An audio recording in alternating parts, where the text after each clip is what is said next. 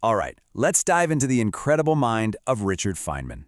We're talking about a Nobel Prize winner, yeah, but also a legendary teacher, a notorious safecracker, a bongo player, truly one of the most original and interesting characters of the 20th century.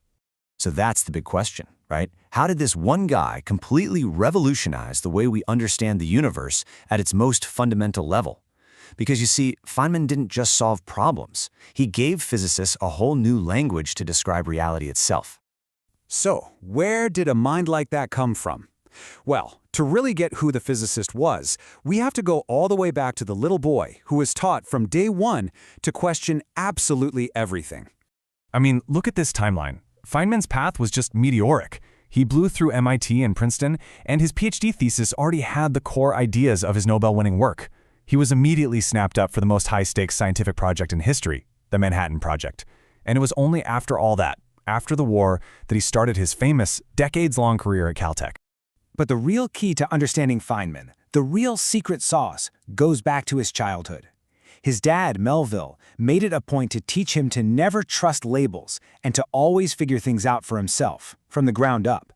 This wasn't just good parenting, it was basically forging a scientific superpower.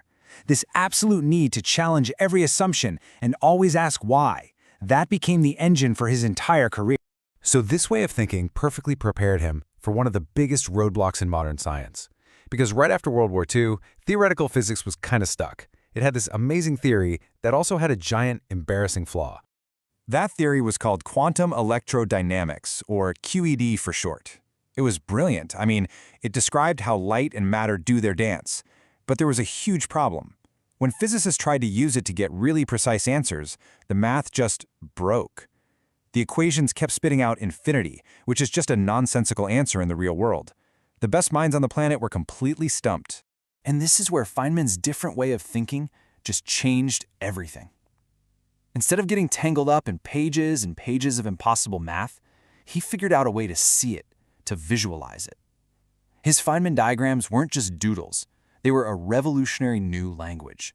They turned unbelievably complex equations into simple, intuitive little pictures of particles bumping into each other. It totally changed how physicists even thought about the quantum world. And for this absolutely game-changing work, Feynman, along with Julian Schwinger and Shinichiro Tominaga, was awarded the Nobel Prize in Physics in 1965. He had done it. He'd tamed the infinities and given physics one of its most powerful tools ever. But here's the thing, Feynman's genius wasn't just for him and other physicists. He was an incredible teacher, driven by this deep passion to make the complicated stuff understandable for absolutely everyone. His philosophy on teaching was really the same as his philosophy on science. He absolutely hated just memorizing facts without understanding them. He famously said that if you can't explain something in simple terms, you don't really get it yourself. His Feynman lectures on physics are still a Bible for students today because of this.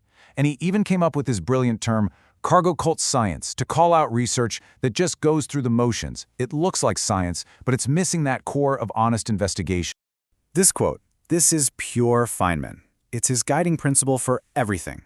He believed that the most important thing, the absolute foundation of integrity, is being brutally honest with yourself. You have to constantly be on guard against what you want to be true, because as he knew, self-deception is the biggest enemy of finding the truth. And this no-nonsense, get-to-the-truth attitude wasn't just for the lab or the classroom. He was actually called on to serve the country at two really critical moments in history.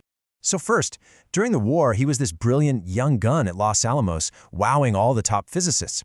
But he also became a legend for his pranks, like figuring out how to crack the top-secret safes, just for fun.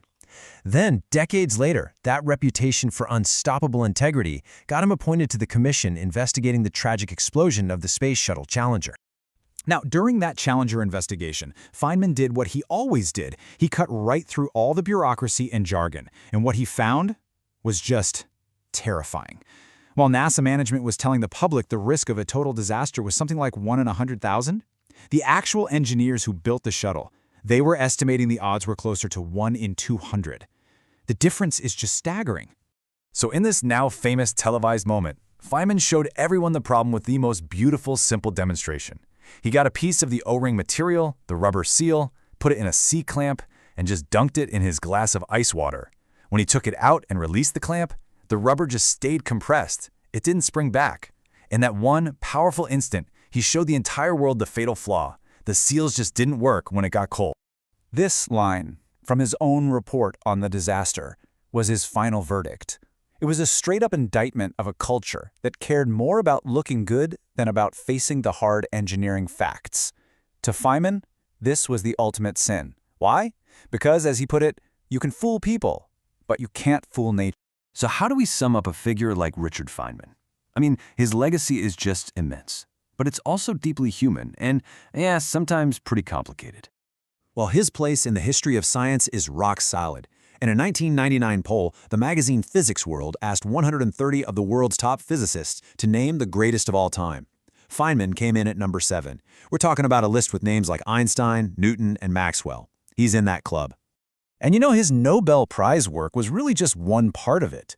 His path integral idea is now a basic tool in modern physics. He helped explain the bizarre physics of superfluidity. He laid down some of the very first ideas about quantum computing.